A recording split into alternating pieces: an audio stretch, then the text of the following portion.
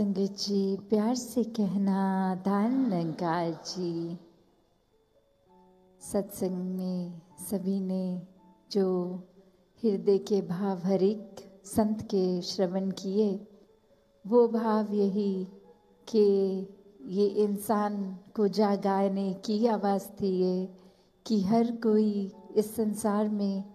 जहाँ ये जन्म लेता है और एक दिन इस संसार से रुखसत भी होना है, तो ये जीवन जो है इसको कैसे जीना है।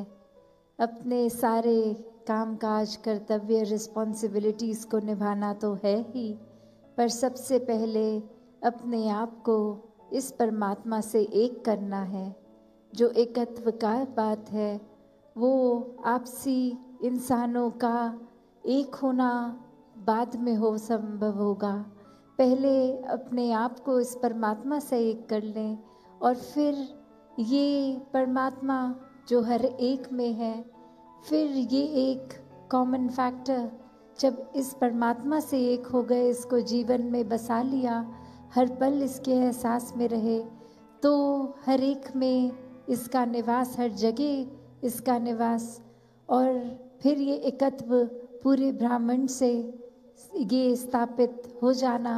बहुत ही स्वाभाविक हो जाता है। तो कैसे संतों ने यही सिखाया हमेशा अपने जीवन को इस तरह जी के कि ये परमात्मा ही प्रायोरिटी है, सबसे पहले इसी का आधार लेना है और ये ही है जो हमेशा कायम दायम है। तो अपने मन को भी स्थिर रखना, जीवन को सहज करना है अगर, तो हम ये इंसानों से उम्मीदें लगाएंगे या परिस्थिति के ऊपर अपने आप को डिपेंडेंट रखेंगे कि जब कुछ ठीक होगा तो चैन मिलेगा, जब वो इंसान हमारे जीवन में आएगा तो हमें चैन मिलेगा। नहीं, ये तो परमात्मा ने अपना अस्तित्व इस तरह रखा है कि ये हर जगह स्थिरता से है, ये हर जगह कायम दायम है। तो जब स्थिर के साथ ही अपने मन को जोड़ लेंगे तो ये सुकून भी यहीं से आना है, ये आनंद भी यहीं से आना है। ये फिर एक भाव, इसी के चलाने से हमारा जीवन सुखदायी चल रहा है, चाहे परिस्थिति दुख की हो या सुख उस समय एक फील हो रहा हो। तो कैसे इस निराकार के आश्रय जो रहते हैं वही वाक्य में ही एक असली जीवन संतों का जी रहे हैं, क्योंकि जब परमात्मा जीवन में आ गया तो हर एक के प्रति आदर, सत्कार, प्यार, प्रीत, ये वो वचन भी, ये वाणी भी विनम्र हो जाती है। एक मधुरता जीवन में है, हर एक तक फिर वो प्यार का भाव ही पहुंच रहा है। फिर किसी को कुछ सेवा भाव, किसी के लिए या कुछ देने से पहले ये मन सोचता नहीं है कि क्या ऐसा करने से मेरा कोई फायदा है या नहीं, पर हर एक के प्रति प्रेम का ही ये भाव है जो ये सेवा भाव भी बन रहा है कि ये परमात्मा से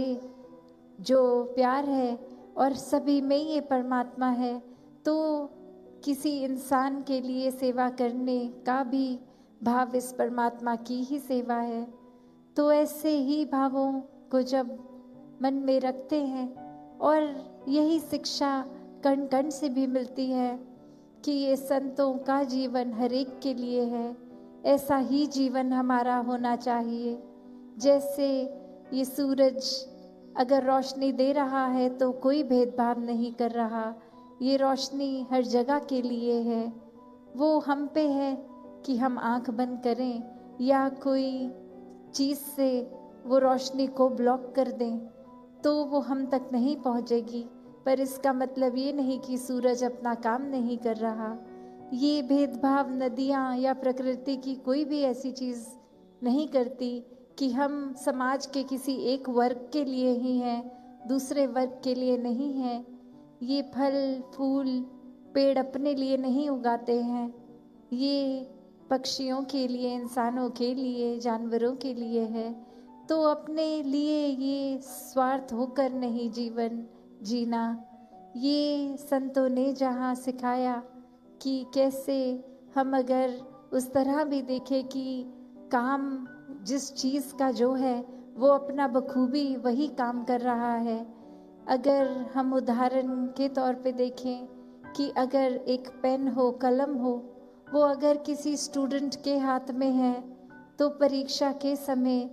वो एक एग्ज़ाम शीट वही कलम लिखेगा, और जब वो एग्ज़ाम ख़त्म हो गया, अगर वो घर जाकर अपने किसी परिवार के सदस्य को वो पेन दिया जाए जो व्यापारी हो पेरेंट्स में, तो वही कलम चेक साइन करने के काम आएगा। फिर वही कलम है अगर किसी लेखक के हाथ में है, कहानीकार के हाथ में है, तो वो एक कल्पनाओं से बने वो कागज़ भर जाएंगे उस कलम द्वारा। तो बात क्या है इसमें कि क्या वो पेन फ़र्क करेगा कि नहीं, मैं तो सिर्फ तभी चलूँगा जब किसी स्टूडेंट के हाथ में हूँ, पर और किसी के हाथ में होने से मैं अपना कर्म ही छोड़ दूँगा। तो हर कोई अगर ऐसे ही भावों को पकड़े कि अगर इस परमात्मा ने हमें मनुष्य बना के भेजा है तो ये मनुष्यता सच्चा धर्म, इसको नहीं छोड़ना। यही हमारा कर्म है कि हमने मानव का शरीर धारण किया है, तो पूरी तरह से ये मानवीय गुणों को अपनाएं। ये फिर कोई हमारे साथ ठीक नहीं है, किसी का व्यवहार ठीक नहीं है, कोई परिस्थिति ठीक नहीं है, उसके ऊपर डिपेंड करके हमने अपने व्यवहार में ये तोड़ बदल नहीं करनी। हम अगर प्यार हैं तो ही प्यार करेंगे,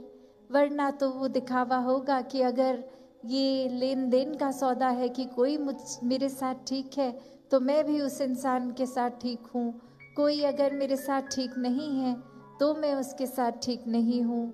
तो ऐसी सोच अगर हम रखेंगे तो वाकई में ही ये एक बेसिक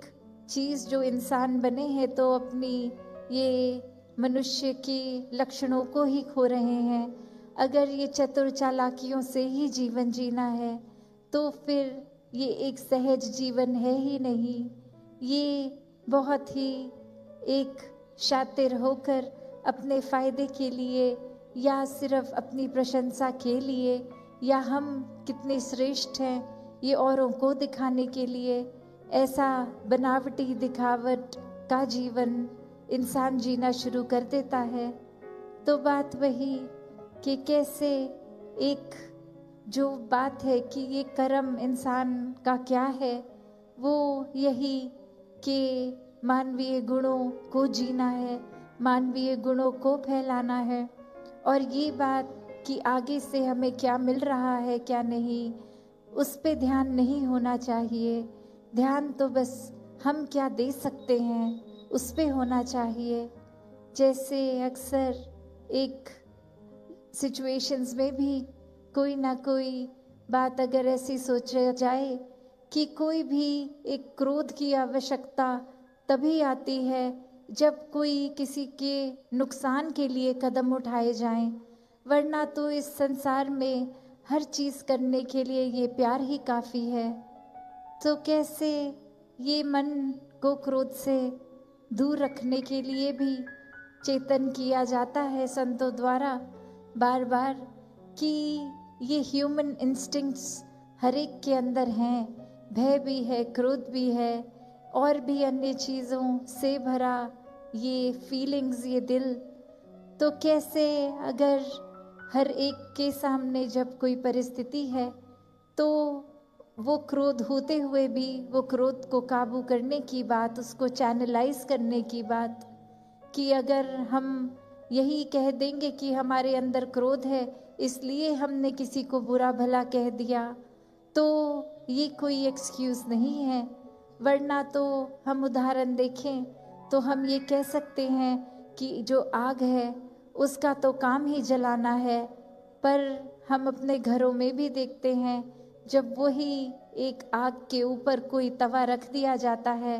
तो आटा रखने के बाद वो एक चपाती ये फुल्का बनता है, वो आटा जल नहीं जाता, तो कैसे वो आग को भी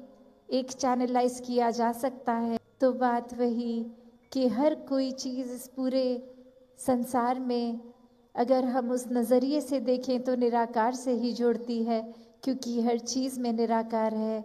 तो कोई भी चीज़ को कैसे उपयोग करना है, वो सदुपयोग करना भी एक चेतनता की बात है, और चेतनता खो के उसी चीज़ का, उस सोच का वो मिसयूज़ करना, एक दुरुपयोग करना भी हमारे ऊपर है। तो जो निराकार का आधार लेते हैं वो अपना जीवन सदुपयोगी जीवन बना लेते हैं।